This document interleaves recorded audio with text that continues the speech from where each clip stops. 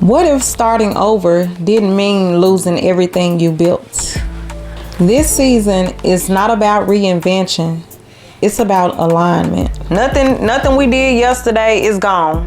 It's gone. We can't change it. Only thing you can do is focus on what you want for yourself in the now and in the future. It was either the job or my child. And of course, what you think I chose? I'm in a better headspace in 2026. Any job you work, dang near, you're gonna have some level of stress. I can't even count on 2 hands or my toes. I done started over so many times. Hey loves, this is season 2 of SheSpective. This is a space where we can have real conversations, honest reflection, and the kind of perspective that only life experiences can give. I'm Talisha, and today we're going to be diving into something that many of us navigate. I'm so glad you all are here today. Thank you for tuning in. Now let's get into the topic at hand. Today's topic, we're going to be talking about starting over without starting from scratch. So, it's 2026, y'all. We in a new year. This is season 2 of my podcast. I didn't do many episodes the first season because I got sidetracked. I really did. I lost my momentum to do podcasting. I lost my momentum to just do my vlog on my main channel. I just lost focus, and not only because I just didn't want to do it. I was finishing up school. I was in the pharmacy tech program, which I finished up in December. Woo! I finished up right before Christmas, like 3 days before Christmas. I finished, maybe 3-4 days before Christmas, I finished up my internship. So I'm done with that. I graduate. My ceremony is going to be February the 20th. So I'll be walking across the stage, and now I'm just trying to get focused to take my PTCB test, and that's a pharmacy tech. It's a state test, so you can get your license, so you can work in hospitals, so you can work anywhere with the license. So I just now got to buckle down on that so I can, take that test and pass it. I do have a job waiting on me, a potential job waiting for me. I just got to pass my test. She told me on my intern that once I pass my test to give her a call. So that's a potential job, waiting on me. It's just, girl, I got to get with the program. So, so this episode, this kind of like hand in hand. I don't want to necessarily start from scratch when it comes to my life, because what's in the past, it's in the past now, and you can't change the past. We cannot change the past. Only thing we can do is strive for a better tomorrow, for a better today, because it is what it is. Nothing we did yesterday is gone. It's gone. We can't change it. Only thing you can do is focus on what you want for yourself in the now and in the future. So, starting from scratch, I did not do a New Year resolution. I think I've done a New Year resolution maybe a couple of times in my life, 2 to 3 times, and I never stuck with it. So I'm like, this go round, I don't want to do a New Year resolution. I didn't do one last year either, but I'm in a better headspace in 2026. I've met some of my goals, a couple of my goals in 2025 that I wanted for myself. And I'm going to talk about starting from scratch. For me, I'm a CNA. I've been a CNA for 14 years, but I had a burnout. I had a burnout a year ago. So I have not done CNA work for a year. And the time just goes to show how time can fly. You think, I'm gonna take a month off, and I'm gonna look for me another job, or whatever the case may be. I don't want to do this no more. I'm gonna change lanes or whatever. And the time go by so fast in a blink of an eye. So What happened with my burnout was, you know what a CNA does. A CNA, we take care of the elder. Some may work with people with disabilities. Sometimes you might work with children.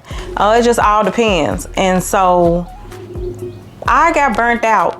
The COVID, it did, we started being short-staffed because I took time off during COVID because I was pregnant, had a baby. Fast forward, when it was time for me to go back to work, we were still in this, COVID was still going on, and I had to work.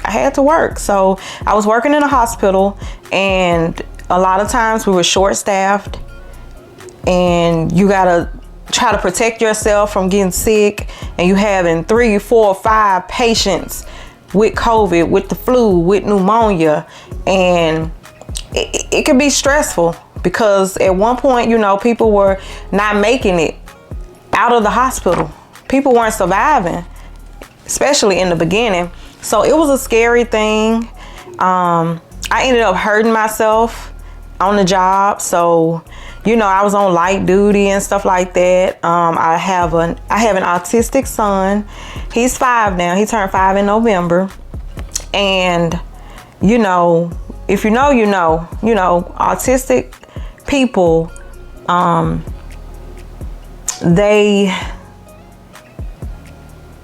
they're different, but they're not less. So what you might say for a neurotypical child, neurodivergent versus neurotypical, it's a difference. And dealing with that with my son, he got diagnosed at the age of 3. So the first probably year, I was lost. I'm still learning because it's just every day you're gonna learn something new. And I had to choose because the job was very, very, very stressful. And you need your job to make the money, to pay the bills, to keep a roof, to provide for your family. And then also on the other hand, I have this child with a disability, and it became a lot because I was stressed. Then he has these therapy appointments he was having to go to, doctor's appointments back to back to back. And it just became a lot. And I know I can't just push my child to the side. I can't desert him. So it was either the job or my child. And of course, what you think I chose? So, you can go and get another job. You can find something else that may, kind of work for you. So I ended up choosing my child, of course, because I'm like, I can't stress at work and stress at home. It was just becoming too much. Work schedule, trying to find, figure it out. So I decided to let the job go. I resigned. So I know it's a lot of mothers out there that can relate on, trying to navigate and balance a full-time job, raising children, probably a single mother, and trying to pay the bills, keep food on the table. So I'm sure there's unfortunately a lot of women out there that can relate to what I'm talking about right now. You've experienced it at a point in your life, or either somebody in your life that you're close to that has experienced something similar to what I went through. So fast forward, I just, like I said, I resigned, and I was like, CNA work is not for me, because I never wanted to be a CNA for the rest of my life. It was supposed to be a stepping stone from the job I worked before that. I was working in a clothing store. Back in the day, the minimum wage was $6 and some $7 or something like that, and that's all I was making. At this point, I had 2 small children, and so I was like, I need a job where I can make some money. So I ended up going to school for CNA because it made you starting out with $2 more. So that was basically like a little raise at the time, so But anyway, so I was like, I can't do CNA work no more. It was never meant for me to do this longevity. It was just supposed to be a stepping stone.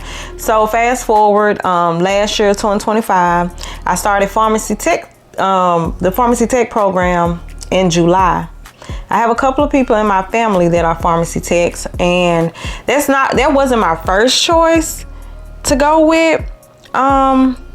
But you know, it was the shorter program and I needed something fast. I needed a program I can go through fast so I can get back to work. So I'm like, okay, I want to stay in the medical field, but I want to do some work that's less stressful. Well, let me not say that, because any job you work, dang near, you're going to have some level of stress. Let me say the physical part of it. I didn't want to work a job where it was as physical as a CNA. You know, we have to lift human people. We have to lift humans. We have to lift dead weights. It can be strenuous on your body. And I used to see older people, maybe in their 60s and 70s, still working as a CNA, and they were limping. They always complained about back problems, or their legs hurt, or they wore the little wristbands, the little they put the little braces on for their arms and their wrists. And I was just looking around, and I found myself some days coming in there hopping, especially when it was short staffed that day, and we had to hump.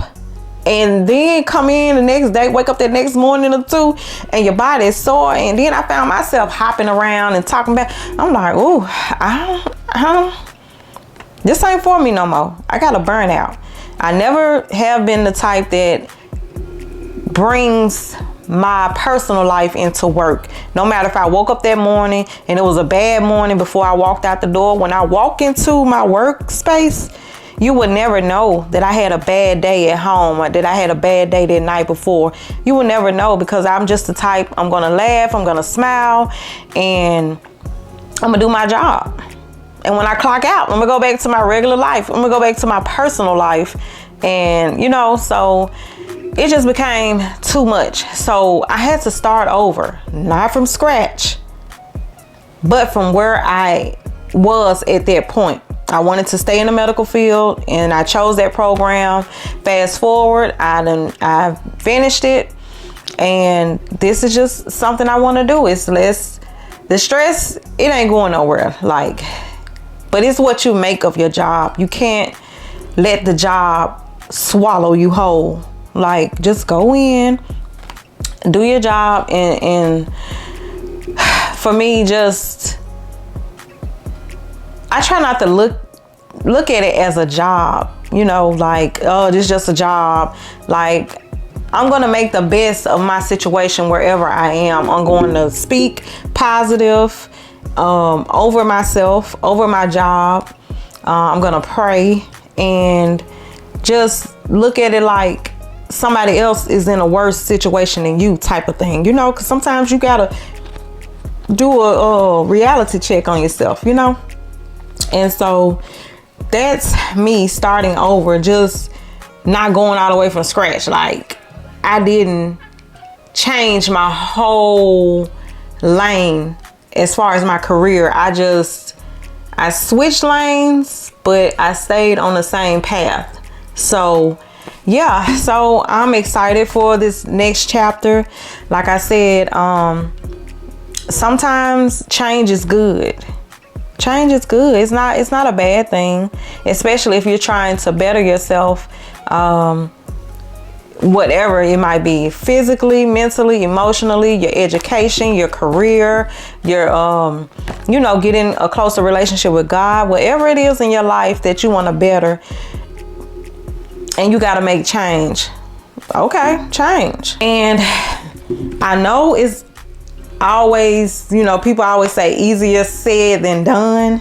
Of course it is. Of course it is, because we've become so wrapped up and into what we got going on. You could be wrapped up into your children. You could be comfortable on the job.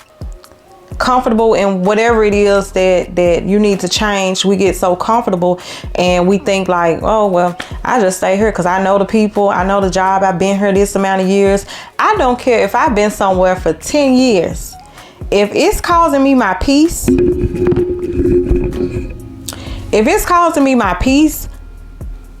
no, thank you. No, thank you. I'm going to have to move on, because your peace is everything. Stress can kill you. Stress is the number one killer. And correct me if I'm wrong. Stress is the number one killer in Black people. Correct me if I'm wrong. If it's not the top thing, it's up in that top 3, the top 5. And we've got to learn to take better care of ourselves all around the board. I've also got in the gym this year. Like I said, I didn't make any New Year resolution, but I want to better myself. I can't start from scratch. I can't go back to me being 100 pounds soaking wet, but I can start where I am now. I can make better choices. I'm challenging myself to be more disciplined. I haven't had a Coke. Well, let me take that back, because we gonna be real over here. I hadn't had a Coke. Today is January the 30th. So I hadn't had a Coke. I went without Cokes. Coca-Colas is my favorite drink, y'all. My favorite. I can't eat a meal without a Coke. Like, I would drink 2 to 3, sometimes 4, 20 ounces a day. When I used to buy 12 packs of Cokes, baby, that 12 pack will be gone in less than a week.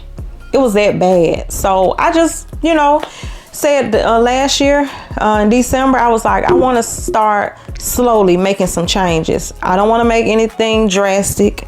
I don't want to, rush, because I feel like when you just make drastic changes so fast that you don't stick with it. At least for me, everybody different. You know what works for you. You know what you got to do for you. But for me, trying to do something that was like, boom, just like that. Do a 180. I couldn't do it. It'll throw me right back around, because I was trying to move too fast. My mind was moving faster than my heart, So I went 29 days. I almost made a month, but I went 29 days without drinking a Coke. I got in the gym. I started going to the gym 2 to 3 times a week. Only thing I've been doing in the gym is getting on the treadmill. But it's still like baby steps. Like I said, I'm taking baby steps. I'm not trying to overwhelm myself and think like, oh, I should have been lost XYZ amount of pounds. I've been doing this for this long. Such and such has lost so much weight. Why haven't I? No, I got tunnel vision. And the only thing that I'm focused on is what I can change for me. I'm only going to worry, not even worry, but we human. We still gonna have days where we worry. Something just makes us just overthink. I'm an overthinker, and I don't like that about myself. But I'm learning to, even when I overthink, to not let it take over me. Just take over my mind fully, and to still just think before I react, or what I'm saying. So that's something I'm learning to do, and baby steps is the best way for me. So I had a Coke yesterday. I had a cup of Coke yesterday. It didn't even hit the same, y'all. I'm not gonna even lie. I'm not gonna hold you. It didn't hit the same, and I wasn't disappointed in myself, because I'm like, dang, I was, I messed my streak up. I was doing good. You got to show yourself grace. And grace, like I said before, that's something that you're going to hear me say and talk about a lot, because we don't give ourselves enough grace. I went 29 days without drinking a Coke. That was great. Now I know I can really discipline myself. I can be disciplined if I want to. I know it's in me. I know I can do it if I really want to. you know. And like I said, I drank that Coke yesterday. It didn't even hit the same. I don't know if the Coke was flat or what, but it didn't even hit the same for me. So that's probably a good thing. And I wouldn't say that, oh, that was going to be my last Coke. You know, here and there, a Coca-Cola, ain't gonna hurt nobody. Just, you know, I won't do it excessively like I was. You know, it's time for me to take better care of my body. And I started over with these diets and these workouts. I can't even count on 2 hands or my toes. I done started over so many times with trying to lose weight and eat better. But long as you don't quit, I feel like that's the thing. As long as you don't quit and just completely give up on yourself and not care about your appearance, your health, I feel like it's okay. One day you're gonna start again and you're gonna stay. It's gonna stay a straight line. It's not gonna be no bumpy road. So, you know, dust yourself off and try again. Because every day ain't gonna be peaches and cream. You're going to have your days where you crave a certain something. You know, we just got to make better choices. And so that just goes to say that anything you're doing in life, whether it's career, school, your health, if you got to start over, don't think about, let me start over from scratch. Don't think about, I want to be where I was the last time I did it. Just work from where you are and move forward. Take it a day at a time. Because sometimes people might think that you're starting over, that you could be erasing something. I don't know. I don't feel that way. I don't feel that way at all. So I would say parts of my life that I'm keeping, I feel like I want to, it's probably easier for me to say what I'm not keeping. So what I'm not going to keep in my life is negativity, unhealthy boundaries, dwelling on the past. That's kind of like go with the negativity, I guess you can say that. I'm not going to self-sabotage, because a lot of times that's where people mess up at, where they miss out on an opportunity to do better in life, period. No matter what stage in life you're in. Self-sabotage is a real thing, and I have self-sabotaged a lot in my life, and I know a lot of you all out there can relate as well, thinking you're not good enough for a job, or if you do get the job, will you be able to be the best you can be at it? You know, whatever space you are in your life at the moment or in the past, and you just self-doubted yourself. You doubted yourself, you self-sabotage.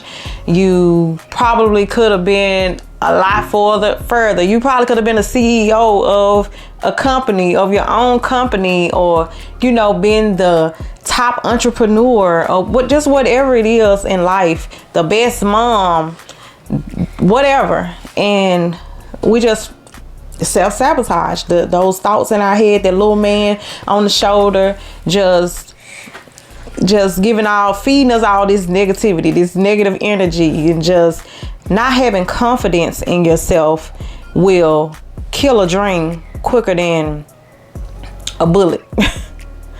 You know, not having self-confidence can be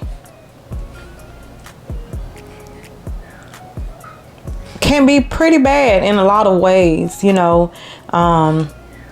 So that's just something that I want to leave in the past.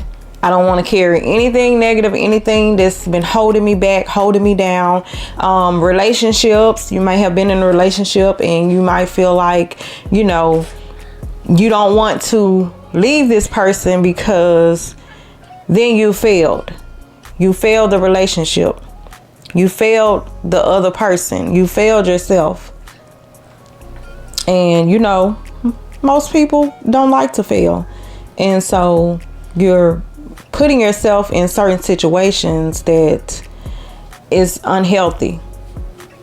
And you might think like, oh, I'm not gonna get nobody better. I've been with this person for XYZ amount of years, and you know, or you may have lost yourself a little bit, maybe gained a little weight or lost a little weight.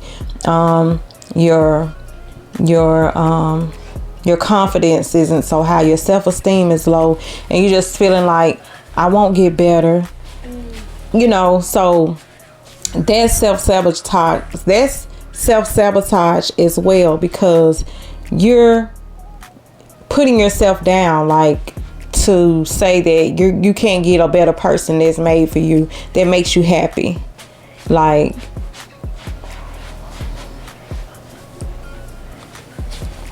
so yeah, so relationships can be tricky with self-sabotage. It's just any aspect of your life, it can be self-sabotage, and sometimes you don't even realize it until it's too late.